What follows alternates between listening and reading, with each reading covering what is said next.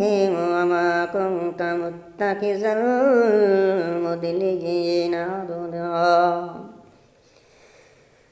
বলা হয়েছে আকাশমণ্ডলী ও পৃথিবী সৃষ্টিকালে আমি ওদেরকে হাজির করিনি রে, এবং স্বয়ং ওদের সৃষ্টিকালেও না, আর আমি এমন নই। ভাইরে আমার সেদিন বলেছিলাম আল্লাহ রাব্বুল আলামিন বলেন ওয়াল আরদি ওয়ালা খালাকাস ওয়াল আরদি ওয়ালা খালাকা আনফুসিহিম ওয়া মা কুনতা মুত্তাখিযাল মুদলিলিনা আদুদা। আল্লাহ রাব্বুল আলামিন বলেন আমি আল্লাহ রাব্বুল আলামিন আকাশ সৃষ্টি করলাম, পৃথিবী সৃষ্টি করলাম, এই সৃষ্টিকুলের সময় আমি ওদেরকে হাজির করি নাই, এবং স্বয়ং ওদের ওদেরও সৃষ্টিকালেও না আমি তাদের কোনো প্রয়োজন মনে করেছি। আল্লাহ তাআলা বলেন আমি পৃথিবী সৃষ্টিকালে আমি ওদেরকে কোনো হাজির করার জন্য কোনো কিছুই মনে করি নাই, কারণ কিরে বান্দারা জাননি। আল্লাহ রাব্বুল আলামিন বলেন আদনা যখন সৃষ্টি করা হলো আকাশমণ্ডলী ও পৃথিবীকে, তখন তো ওদের কোনো অস্তিত্ব ছিল না। ওদের অস্তিত্ব আগেই আমি আল্লাহ রাব্বুল আলামিন আদনা সৃষ্টি করলাম আকাশমণ্ডলী ও পৃথিবী। ভাইরা আমার, এইভাবে আল্লাহ রাব্বুল আলামিন পৃথিবী ও আকাশসমূহ সৃষ্টি করার সময় আমি শয়তানদের ডাকিনি, কে বলে? আল্লাহ তাআলা বলেন। আল্লাহ রাব্বুল আলামিন বলেন যে আমি এই কথা বলি নাই যে তোমরা এসো একটু দেখে যাও রে শয়তানের দলেরা, দেখো আমার আসমান কেমন হলো, দেখো আসমানে কোনো জায়গায় শিরা ফাটা আছে কিনা, কোনো জায়গায় ওসো নিশো আছে কিনা দেখে যাও। আল্লাহ রাব্বুল আলামিন বলেন না, আমি তাদেরকে হাজির করার জন্য কোনো কিছু মনে করি নাই রে বান্দারা, কারণ কি রে বান্দারা জানি জানার কথা নয় রে বান্দা, কেননা সেই সময় তো কোনো তাদের সৃষ্টির অস্তিত্ব ছিল না। বন্ধুরা আমার, কোনো সাহায্য নেওয়া হয়নি, বরং পৃথিবী আকাশমণ্ডলী সৃষ্টির সময় তো ওদের কোনো ঠিকানা ছিল না। স্বয়ং ওদের সৃষ্টি করার সময় ওদেরকে জিজ্ঞাসা করা হয়নি রে, বলা হয়নি শয়তান আমি তোমাকে শয়তান রূপে কিন্তু শেষে উপাধি দিয়ে দেব। এমনকি মানুষকেও বলা হয়নি যে মানুষ আমি তোমাদেরকে সৃষ্টি করিব, বলা হয়নি আসলের মধ্যে তোমার মাথার চুলে কালো করা হবে, তোমাকে 2টি চক্ষু দেওয়া হবে, এমনকি তোমাকে 2টি পাও দেওয়া হবে রে যুবক। এরমনি তোমাকেও জিজ্ঞাসা করা হয়নি। সুবহানাল্লাহ। আমার আল্লাহ রাব্বুল আলামিন সূরাতুল কাহফের মধ্যে তাফসীর উসমানীতে আসিয়াছে, আল্লাহ তাআলা কত সুন্দর করে বলেন এরমনি আমি তোমাদেরকেও সৃষ্টি করলাম না থাকা অবস্থায়, কেমন করে তোমরা আমি আল্লাহকে বলে যাও যে তোমাদের কি রকম বানানো উচিত। আল্লাহ রাব্বুল আলামিন বলে তোমাদের কি রকম করে বানানো উচিত সেই সম্পর্কে আমি তোমাদেরকে জিজ্ঞাসা করি নাই রে বান্দার, কারণ ফি সূরাতিন মা শাআ রাক্কাবাক। আল্লাহ রাব্বুল আলামিন বলেন পৃথিবীর মানব, আমার সৃষ্টি কুলেরা তোমরা শোনো রে, তোমরা শোনো, আমি আল্লাহ রাব্বুল আলামিনের পছন্দ হই, আমি আল্লাহর সয়ে হই না সর্বশ্রেষ্ঠ সয়ে। আমি আল্লাহর পছন্দ হইল সবার উপরে, আমার আমি আল্লাহর পছন্দের উপরে আর কোনো পছন্দ হতে পারে না, তাই আমি সৃষ্টি করেছি আমি আল্লাহর ইচ্ছা অনুযায়ী। বন্ধুরা আমার, একটু গভীরভাবে চিন্তা করুন, সৃষ্টি করার সময় ওদের বলা হয়নি যে তোমরা একটু এসে আমাকে সাহায্য করো। আর ধরে নাও আল্লাহ যদি সাহায্য নিতেন তাহলে কি বানাতেন সহযোগী, তবু কি এই বদবখত হতভাগাদেরকে কি বানাতেন সহযোগিতা। আল্লাহ রাব্বুল আলামিন বলেন আমি যদি সাহায্য চাইতাম আমি যদি, তারপরে তো এইরকম হতভাগা দলদেরকে আমি বলতাম না যে তোমরা আসো আমাকে একটু সহযোগিতা করো। সুবহানাল্লাহ। আমার ফেরায় আমার বোনেরা, পরদা অন্তরালের মা ও বোনেরা, গভীরভাবে চিন্তা করে আজখানে শুনিয়ে নিন, হয়তো কাজে লাগবে। কেননা শপথ পথ থেকে বিভ্রান্ত করে খোদাই জানেন, তা সত্ত্বেও লোকেরা নিজেদের রবকে ছেড়ে ওদের কেন বন্ধু ও সাহায্য বানাতে শুরু করলো। সুবহানাহু ওয়া তাআলা আম্মা ইয়াকুলুনা উলুওয়া কাবীরা। আবার বলা হয়েছে ওয়া ইয়াওমা ইয়াকুলুনা দু শুরকায়াল্লাযী জা'আমতু ফাদআউহুম ফালাম ইস্তাজীবু লাহুম ওয়া জা'আলনা বাইনাহুম মাওবিকা। স্মরণ করো যেদিন তিনি বলবেন আমার শরীকদেরকে ডাকো। আল্লাহ তাআলা বলেন আমি হাসরের ময়দানে, কিয়ামতের ময়দানে তাদেরকে বলবো, হে আমার অংশীদার কারকরা, তোমরা যাদেরকে আমার সহিত অংশগ্রহণ করিয়াছিলা, অংশীদার করেছিলি, আজ তাদেরকে আমি আল্লাহর সামনে হাজির করে, নয়তো তোদেরকে জুতা মেরে সোজা করে ফেলবো।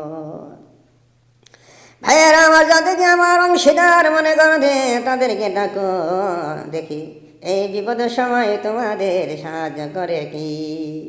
তখন বন্ধুত্বের সব সম্পর্ক ছিন্ন ভিন্ন হয়ে যাবে।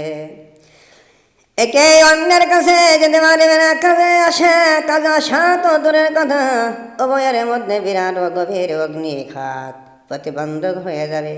আহমাদের পানা থেকে বলা হয়েছে المجرمون النار فظنوا أنهم مواقعوها ولم يجدوا عنها مصرفا। এবং অপরাধীরা আগুন দেখতে পাবে, তখন বুঝে নেবে যে ওরা তাতে পতিত হইবে এবং তা থেকে পরিত্রাণের কোনো পাত্তা খুঁজে পাবে না। অর্থাৎ প্রথমে হয়তো খাওয়ার কিছুটা শঙ্কা করবে, কিন্তু জাহান্নাম দেখা মাত্র বিশ্বাস হয়ে যাবে যে না রে, এখন এতে পতিত হতে হবে, আমাদের পালানোর কোনো পথ পাব না। ওয়ালাকাদ সাররাফনা ফি হাযাল কুরআনি লিন-নাসি মিন কুল্লি মাসাল ওয়া কানাল ইনসানু আকসারা শাইইন জাদালা। নিশ্চয় আমি এই কোরআনে মানুষের জন্য নানাভাবে বর্ণনা করেছি। ভাইয়ের আমার, প্রতিটি উদাহরণ কিন্তু মানুষ সর্বাপেক্ষা বেশি কলহপ্রিয়। আল্লাহ রাব্বুল আলামিন নিজে বলেন ওয়া কানাল ইনসানু আকসারা শাইইন জাদালা, মানুষ হইল সব থেকে বেশি কলহপ্রিয়। ফিতনা ফাসাদ পছন্দ করে, মারামারি খুনে খারাপি পছন্দ করে। ভাইয়েরা আমার, বলা হয়েছে পবিত্র কোরআনের বিভিন্ন প্রকাশিত ভঙ্গে ও নানা রকম দলিল প্রমাণ উপমা উদাহরণ দ্বারা সত্য বিষয় বুঝিয়া থাকে, কিন্তু মানুষ এমনি ঝগড়া প্রিয় যে স্পষ্ট ও সরল বিষয়গুলির ব্যাপারেও তারা অযথা তর্ক বিতর্ক করতে থাকে। আর যখন চুক্তি প্রমাণের উত্তর দিতে ব্যর্থ হয়ে যায়, তখন অযৌক্তিক অহেতুক ফরমায়েশ শুরু করে দেয়। অনেকে আছে না, দেখতেছে এখন ওদের সঙ্গে তখন তর্ক বিতর্ক করে পারতেছি না, কি করে দেয়, ফট করে এমন একটা কথা বলবো সমস্ত মানুষের মধ্যে একটা গণ্ডগোল হাঙ্গামা সৃষ্টি হয়ে যায়। সেই কথা আল্লাহ তাআলা বলেন যে যখন তারা উত্তর দিতে ব্যর্থ হয়ে যাবে, তর্ক বিতর্ক করতে করতে, ওই সময় তারা অহেতুক এমন একটি কথা বলে ফেলবে যে কথার বিনিময়ে তাদের মাঝে একটি টাঙ্গা ফাসাদ শুরু হয়ে যায়। এই জন্য আল্লাহ রাব্বুল আলামিন বলেন ওয়া মা মানা'আন নাসা আই ইউমিনু ইজাহুমুল হুদা ওয়া ইস্তাগফিরু রাব্বাহুম ইল্লা আন তা'তিয়াহুম সুন্নাতুল আউওয়ালিনা আও ইয়াতিয়াহুমুল আযাবু কুবলা। যখন মানুষের নিকট হেদায়েত এসে গিয়েছে, এরপর তাদেরকে ঈমান আনা থেকেও স্থায়ী রবের কাছ থেকে ক্ষমা প্রার্থনা থেকে কেবল এই প্রতীক্ষায় বিরত রেখেছে যে তাদের ক্ষেত্রেও কার্যকর হোক পূর্ববর্তীদের রীতি নীতি অথবা আযাব তাদের সমাসমানই হয়ে থাকে।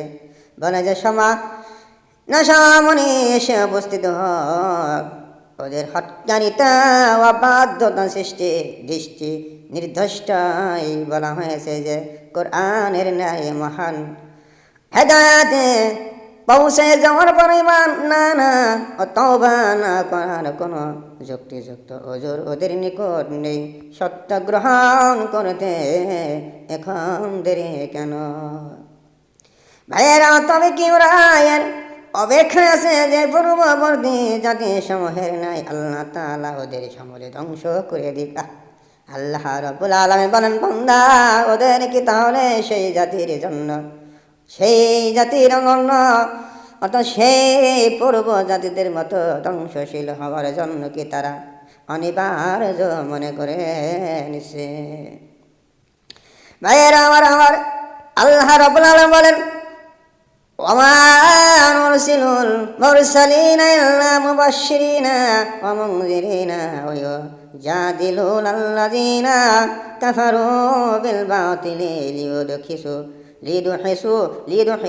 বিহিল হাক্ক ওয়াত্তাখাযু আয়াতি ওয়া মা উনযিরু হুজুয়া। আমি রাসূলগণকে কেবল সুসংবাদ দানকারী ও ভীতি প্রদর্শনকারী রূপে পাঠিয়েছি। আর কাফেররা অন্যায়ভাবে বিতর্ক করে যাতে তারা দ্বারা সত্যকে টলিয়ে দিতে পারে। আর ওরা আমার আয়াতগুলিকে এবং ওদেরকে যার ভীতি প্রদর্শন করা হয়েছে তাকে ঠাট্টার বস্তু বানিয়েছে। ভাইয়ের আমরা এইরকম ভাবে মিথ্যা এবং অযথা তর্ক বিতর্ক করে ওরা সত্যের আওয়াজ কিনেছে এবং মিথ্যার জোরে সত্যকে বাহিত করে দিতে চায়, কিন্তু এমনটি কখনো করতে পারবে না। আল্লাহ রাব্বুল আলামিন বলেন, যারা আমি আল্লাহর বিধানকে মান্য করে না, আমি আল্লাহর আদেশকে মানে না, তারা অযথা অযৌক্তিক তর্ক বিতর্ক করে আমার বিধানকে, আমার সত্যকে মিথ্যায় পরিণত করে দিতে চায়, কিন্তু তারা মনে করে না যে এটা তারা কখনোই না করতে পারবে না। আবার বলাই যে আমান আযলামু মিম্মান যুক্কিরা বিআয়াতি রাব্বিহি ফাআরাদা আনহা ওয়া নাসিয়া মা কদ্দামাত ইয়াদাহু ইন্না জাআলনা আলা কুলুবিহিম আকিন্নাতা আইয়াফকাহু ফি আযানিহিম ওয়াকরান ওয়া ইন তাদউহুম ইলাল হুদা ফালা ইয়াহতাদু ইযা আবাদা।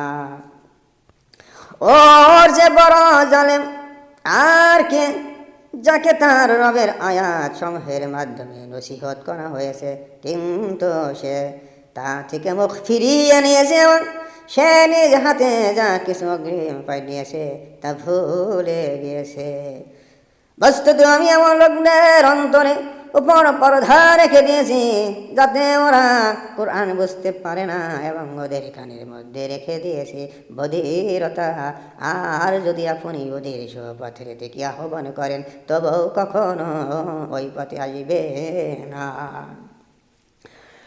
কেননা ভুলেও কখনো এই খেয়াল হয়নি যে সত্যের পথ দেখান তা নিয়ে হাসি ঠাট্টা ইত্যাদি যেসব সংশয় ভবিষ্যতের জন্য পাঠাচ্ছে তার শাস্তি কি হতে পারে।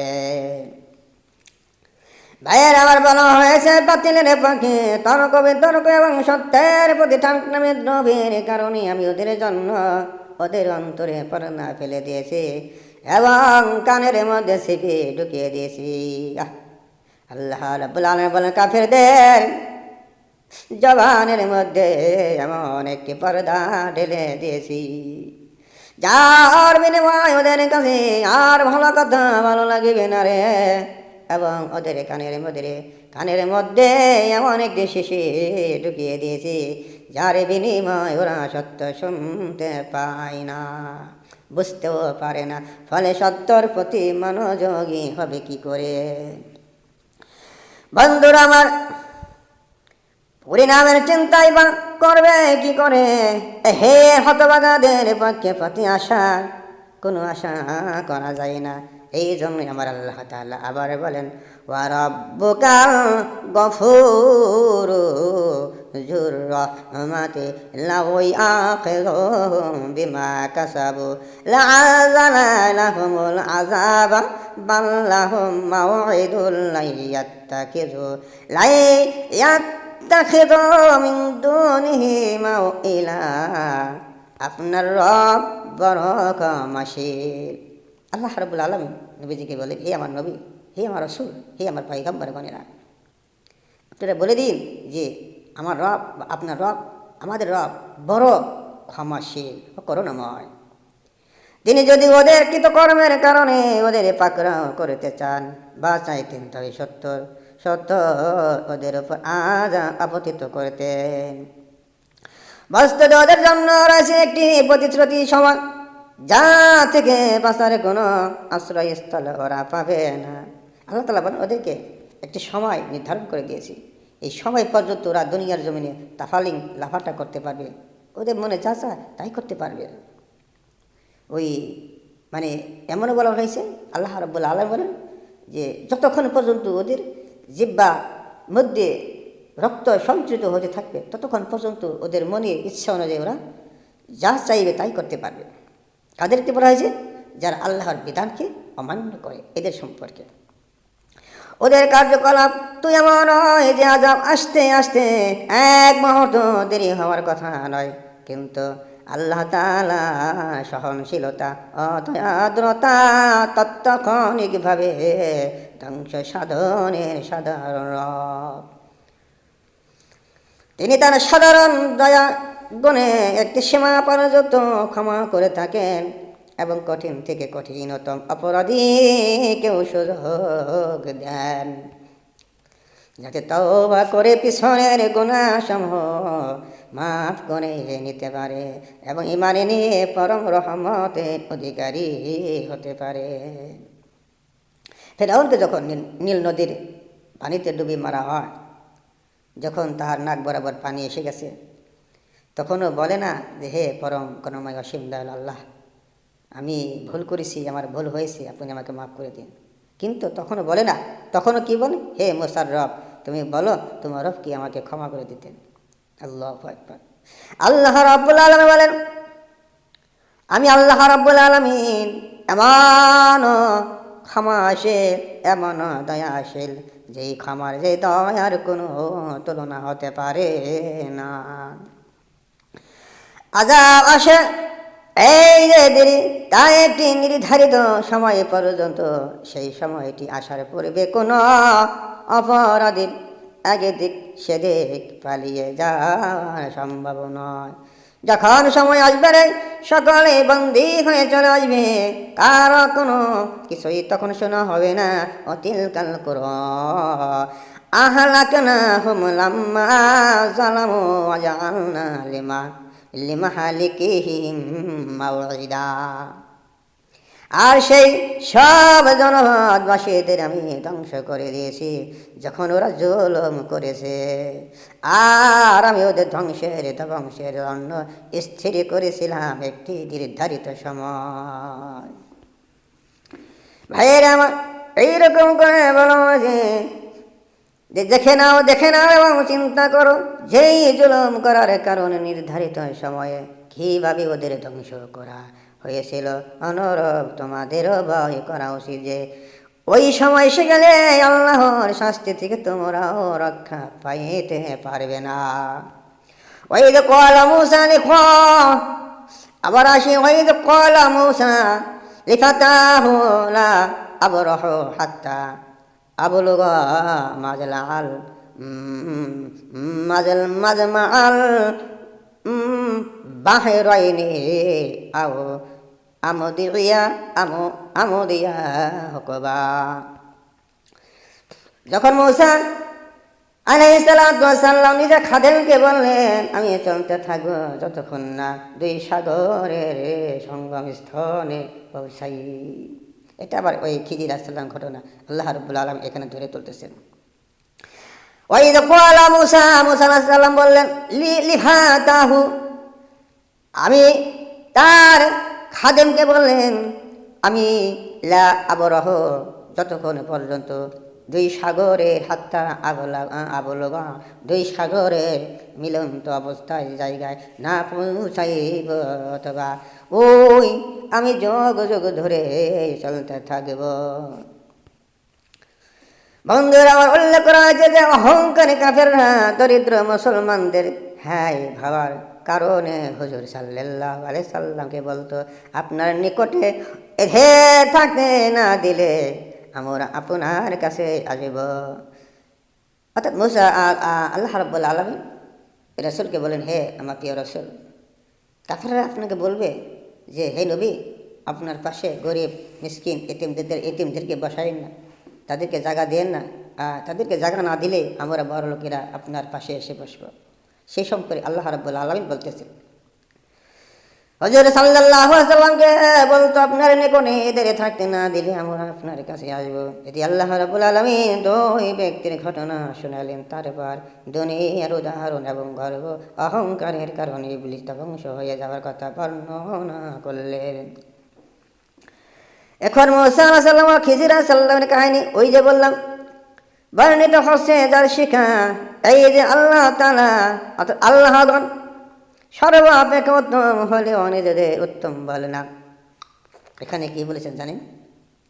আল্লাহওয়ালাগণ সর্বাপেক্ষা উত্তম হলেও নিজেদের উত্তম বলে মনে করে না। তারা নিজেদেরকে সবসময় ছোট মনে করে রাখে।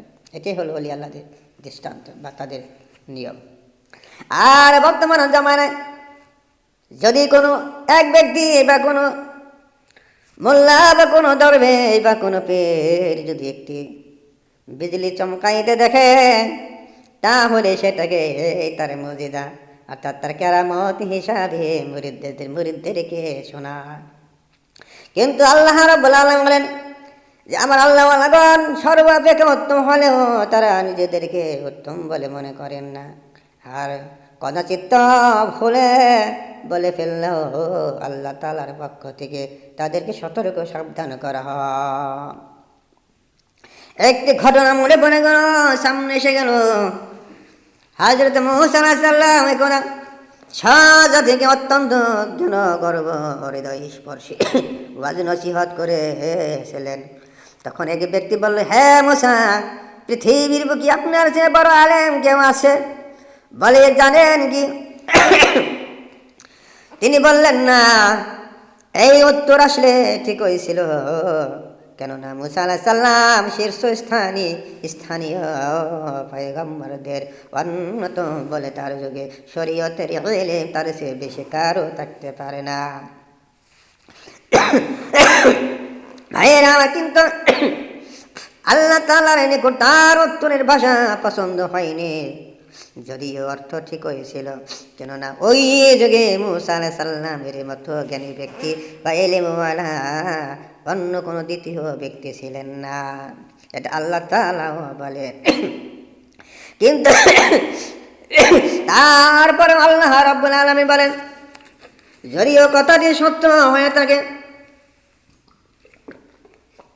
ঠান্ডা কেন? যদিও তার কথাটি সত্য হয়ে থাকে রে, তারপরে আমি আল্লাহ রাব্বুল আলামিন আমার আদরের একজন পয়গম্বর যার শহীদ